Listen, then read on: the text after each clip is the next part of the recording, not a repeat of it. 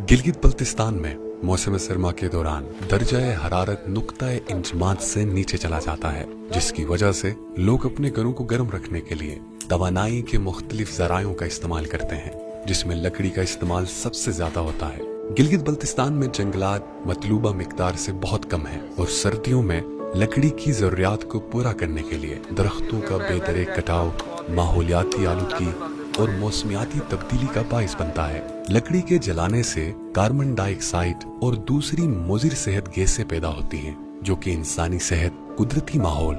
और जमीन की मजमूई मौसमियाती तब्दीली का बाइस बनती हैं। इसके अलावा दरख्त कार्बन डाइऑक्साइड को जज़ब करते हैं और ऑक्सीजन खारिज करते हैं, लिहाजा दरख्तों के कटाव और लकड़ी के बेजा इस्तेमाल से गुरेज करें। घरों में लकड़ी के जलाने से कार्बन डाइऑक्साइड और दीगर मुज़िर सेहत गैसें कमरे के अंदर और बाहर हवा में मुअल्लिक रहती हैं और ज्यादा अरसे तक मुसलसल इंसानी सेहत पर असरअंदाज होती रहती हैं, जो दिल, फेफड़ों, गले, नाक और दूसरी बीमारियों को जन्म देने का बाइस बनती हैं। हाल ही में महकमा बराए तहफ़्फ़ुज़ माहौलियात गिलगित बल्तिस्तान ने घरों के अंदर फिजाई आलूदगी जांचने के लिए तहकीक की है, जिससे पता चलता है कि लकड़ी जलाने से घरों की अंदरूनी फिजा खतरनाक हद तक आलूदा हो जाती है, जिससे घर के तमाम अफराद बिलखुसूस बच्चे, बूढ़े और खवातीन मुख्तलिफ बीमारियों का शिकार होती हैं। अवामुन्नास से अपील की जाती है कि घरों को गर्म करने के लिए लकड़ी का इस्तेमाल जरूरत के मुताबिक करें,